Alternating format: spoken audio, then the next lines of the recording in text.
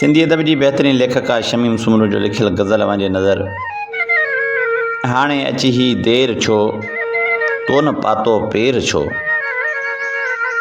हाणे अची ही देर छो तो न पातो पेर छो।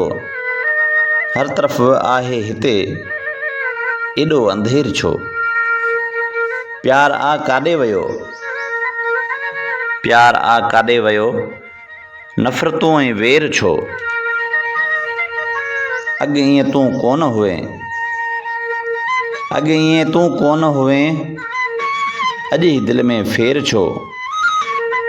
सोचां थी मां शमीम, सोचियां थी मां शमीम, अॼु दिलियुनि में मेर छो।